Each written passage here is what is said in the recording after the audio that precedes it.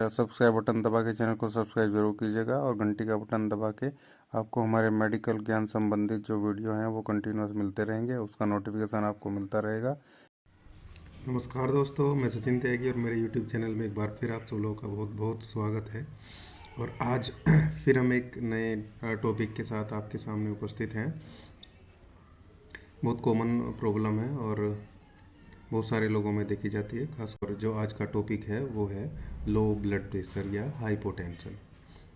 मतलब जो blood pressure है उसका जो नॉर्मल रेंज है उससे नीचे जो रहना, उसको हम लो ब्लड प्रेशर बोलते हैं या हाइपोटेंशन बोलते हैं। तो चलिए शुरू करते हैं।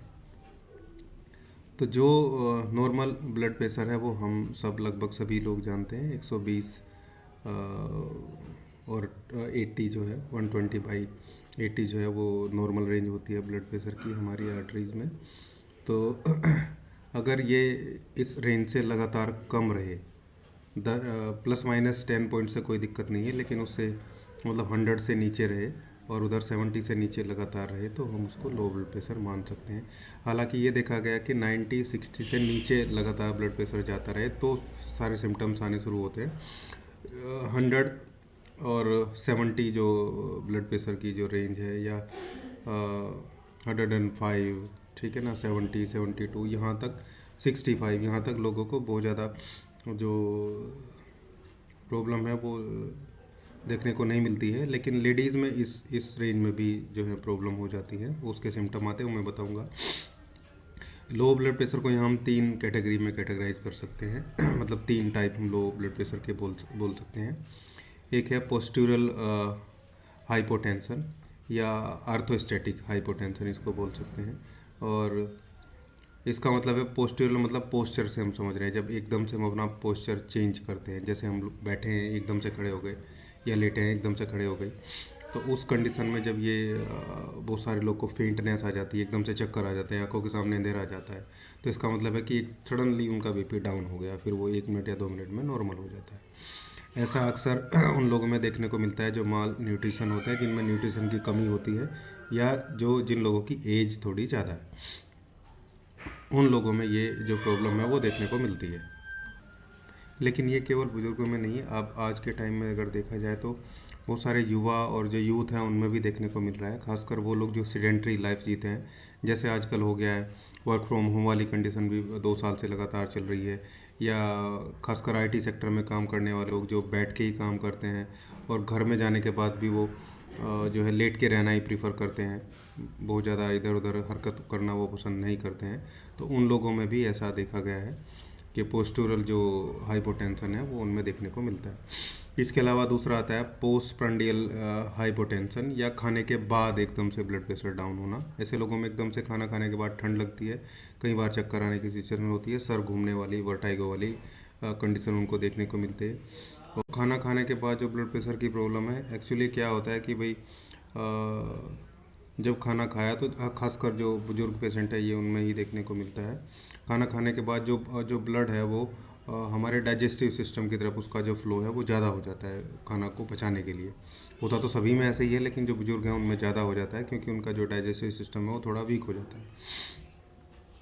तो इसलिए जो हमारी बॉडी है थोड़ी सी जो जो हार्ट रेट है वो थोड़ा सामान्य से थोड़ा बढ़ जाता है, और जो ब्लड प्रेशर है उसको फिर नॉर्मल बना के रखने के लिए जो बहुत सारी जो आर्टरीज़ हैं उनको वो जो सिकुड़ जाती हैं, वो मैंने पहले भी एक उसमें बताया था, जो चिलब्लेन है वो सेम वैसी सिचुएशन यहाँ पे होती है।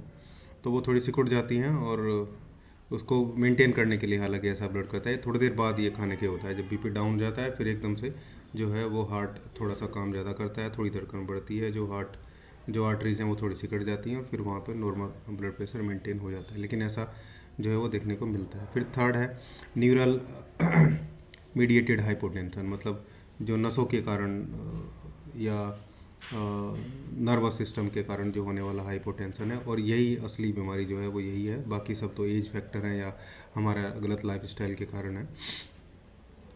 इसमें क्या होता है, हमारे हार्ट और जो माइंड के बीच में जो ब्लड सर्कुलेशन होता है उसमें विसंगति आ जाती है, वहाँ ढंग से सिग्नल इधर से उधर नहीं जा पाते हैं, और ये हाइपोटेंशन ही जो है वो ज़्यादा बड़ी समस्या का कारण होता है। और ये 3 कारण थे। अब इसके हम लो ब्लड प्रेशर के सिम्टम की बात करें तो इसमें चक्कर आते हैं, सर घूमने जैसा लगता है, कई बार बेहोश भी हो जाते हैं लोग, नीचे गिर जाते हैं चक्कर खा के, आंखों के सामने अंधेरा छा जाता है एकदम से अचानक से, हाथ पैर ठंडे हो जाते हैं, जो चेहरा है वो सफ़ेद दिखता है, आंखों की जो स्क्लेरा है वो भी बहुत ज़्यादा वाइटिस वहाँ पे देखने को मिलती है। कई बार ऐसे लोगों में जॉन्डिस भी हो जाता है, तो पीलापन भी वहाँ पे आ जाता है। और सांस लेने में भी प्रॉब्लम होती है। कई बार छाती में दर्द की शिकायत है वो भी देखने को मिल सकती है। किसी अंग में झंझनाहट या किसी अंग का अच्छे से काम ना करना, जहाँ पे सही से ब्लड नहीं पहुँच रहा है वहाँ पे, और जो ग्रोथ है वो रुक जाती है। तो ये ज़्यादातर देखने को जो प्रॉब्लम है वो मिलती है। थकान, कुछ काम करने का मन ना करना, ये सिचुएशन, लेटे रहने का मन करना, ये situation mostly low blood pressure में देखने को मिलती है। तो कंटिन्यूस अगर लो ब्लड प्रेशर लगातार चलता रहे तो उसके जो परिणाम है वो बहुत बुरे भी देखे गए हैं, बहुत गलत सिचुएशन में भी आदमी को ये डाल देता है। लो ब्लड प्रेशर के अगर कारण की बात करें तो ये वैसे तो किसी को भी हो सकता है। एक एज फैक्टर भी इसमें है, तो एज फैक्टर को एक साइड में हम रख सकते हैं। एक हो गया कि भाई एज की वजह से हो रहा है, और इसके अलावा जो है बहुत ज़्यादा देर खड़े रहने से जो है ब्लड प्रेशर एकदम से गिर सकता है। खासकर बड़े लोगों में ऐसा जो है वो देखने को मिलता है। इसके अलावा कोई अंडरलिंग डिजीज़ है जिसका आपको पता नहीं है, जिसकी वजह से जो ब्लड सर्कुलेशन है वो सही नहीं हो पा रहा है, या आप बहुत कम पानी पीते हैं, डिहाइड्रेशन की वजह से ऐसा हो सकता है, बहुत ज़्यादा दस्त होने की वजह से हो सकता है, बहुत ज़्यादा ब्लीडिंग होने की वजह से हो सकता है, फिर चाहे वो चोट लगने से हुई हो, चाहे वो लेडीज़ को किसी को ज़्यादा मेंसेस होने की वजह से हुए, तो उस कंडीशन में भी ब्लड प्रेशर लो जा सकता है। इसके अलावा पार्किंसंस वगैरह हार्ट डिजीज़ में हो सकता है, वाल्व की जो प्रॉब्लम, हार्ट की जो वाल्व की प्रॉब्लम है उसकी वजह से हो सकता है। तो ये बहुत सारे जो कारण हैं वो देखने को मिलते हैं, लेकिन खासकर जो मेन कारण है वो एनीमिया है, ब्लड लॉस है और वाइटल फ्लूइड लॉस है। बहुत ज़्यादा पसीना आने वाले लोगों को भी ब्लड प्रेशर लो होते हुए देखा गया है। तो वाइटल फ्लूइड जो है वो निकल जाने की वजह से लो ब्लड प्रेशर देखा गया। अब नॉर्मली हम इसको मैनेज कर सकते हैं, थोड़ा सा डाइट में बदलाव करके, अपनी जीवन शैली में बदलाव करके, थोड़ा सा अगर आप एक्टिव नहीं हैं तो एक्टिव होके, आप अच्छे से नहीं खा रहे हैं तो अच्छे से खा के, आप जो है न्यूट्रिशन डाइट नहीं ले रहे हैं तो न्यूट्रिशन डाइट लेके, थोड़ा सा काले नमक का उपयोग आप कर सकते हैं किसी भी चीज़ में। काले नमक एक प्रोसेस से बनाया जाता है, काला नमक कहीं पहाड़ ऐसी जगह नहीं होता है, प्रोसेस से वो बनाया जाता है नॉर्मल नमक में, और दूसरी चीज़ें डाल के, जो जीरा वगैरह और जो अजवाइन वगैरह, ये बहुत सारी चीज़ें डाल के बनाया जाता है, तो वो ब्लड प्रेशर को बूस्ट कर देता है। तो उसको आप ले सकते हैं अगर कोई अंडरलाइंग प्रॉब्लम नहीं है, कोई बीमारी नहीं है, नहीं तो उसका इलाज कराने की जरूरत है। अब इसके ट्रीटमेंट की बात करें तो इलेक्ट्रो होम्योपैथी में बहुत अच्छा ट्रीटमेंट इसका है, और बाद में होम्योपैथी में बताऊंगा। इलेक्ट्रो होम्योपैथी में आपको इसमें S1 और RE और A1, S1 A1 और RE, इनको अगर आप D4 में कंटिन्यूस दिन में 3 बार 10-10 बूंदे जो हैं वो लेते हैं, तो लो ब्लड प्रेशर की जो प्रॉब्लम है वो बहुत जल्दी रिकवर हो जाती है। मैंने देखा है देने के आधे 1 घंटे बाद ही जो है वो रिकवरी स्टार्ट हो जाती है। लेकिन ये हम फिलहाल इस स्थिति को केवल मैनेज कर रहे हैं। अगर न्यूट्रिशन प्रॉब्लम है तो उसको ये धीरे धीरे ठीक कर देगा, लेकिन क्योंकि S1 जो है वो न्यूट्रिशन के जो मेटाबॉलिज्म को ठीक करता है, तो वहीं से। लेकिन हमें कोई अंडरलाइंग प्रॉब्लम है, हार्ट की वाल्व की प्रॉब्लम है, क्या उसको एनीमिया है, क्या डिहाइड्रेशन है, वो सारे कारण देख के उसका ट्रीटमेंट भी करना ज़रूरी है, और उसके अकॉर्डिंग उसकी जो लाइफ स्टाइल है उसमें चेंज करना ज़रूरी है। ये सब भी हमें देखना है कि मेडिसिन के साथ साथ लाइफ स्टाइल और डाइट हमेशा इसका ध्यान रखना है। कभी भी आप किसी तरह का ट्रीटमेंट कर रहे हैं तो ये 3 चीज़ें आपको ज़रूर देखनी है। तो ये इलेक्ट्रोहोम्योपैथी में ऐसे आप 3 मेडिसिन सेलेक्ट करके D4 में दे सकते हैं। इसके अलावा जो प्रॉब्लम है उस प्रॉब्लम का ट्रीटमेंट आपको साथ में देना है। अब अगर हम होम्योपैथी की बात करें, क्योंकि बहुत सारे लोग मेरे चैनल पे जो हैं वो पेशेंट भी हैं जो डायरेक्ट होम्योपैथी मेडिसिन लेना पसंद करते हैं, बहुत सारे होम्योपैथी प्रोफेशनल्स भी हैं, या जो सीख रहे हैं वो ऐसे लोग भी हैं, तो उनके लिए अब मैं होम्योपैथी ट्रीटमेंट बताता हूँ। तो homeopathy treatment low blood pressure का तो इसमें क्या है कि हमें सिम्टम के अकॉर्डिंग थोड़ा देखना होता है, लेकिन फिर भी एक दो रेमेडी ऐसी हैं जिनको आप लगभग सभी को दे सकते हैं। जैसे विस्कम एल्बम है, जैसे जेलसीमियम है, इनको आप किसी को भी दे सकते हैं। ग्लोनाइन है, ग्लोनाइन का थोड़ा सिम्टम देखेंगे। जेलसियम क्योंकि चक्कर वटाई को सबको आता है तो वो सबको दी जा सकती है। और कहीं ना कहीं वाइटलिटी की भी जो प्रॉब्लम होती है तो चाइना भी वहाँ पे काम करती है, अच्छे से काम करती है। तो ये दो रेमेडी आप सबको दे सकते हैं, 2-2 बूंद जीभ पे दिन में 3 बार। इसके अलावा अगर सन एक्सपोजर की वजह से हुआ है तो आप ग्लोनाइन दे सकते हैं।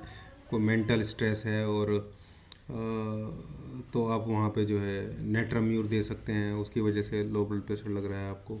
हार्ट की वजह से लग रहा है तो नाज़ा दे सकते हैं, नाज़ा 30 2-2 बूंद जीभ में 3 बार।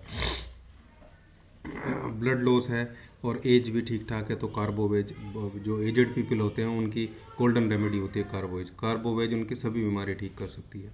डाइजेस्टिव प्रॉब्लम की वजह से तो भी कार्बोवेज दिया जा सकता है। तो कार्बोवेज, चाइना, ग्लोनाइन, विस्कम एल्बम, ये सब remedy high low blood pressure के लिए अच्छी हैं।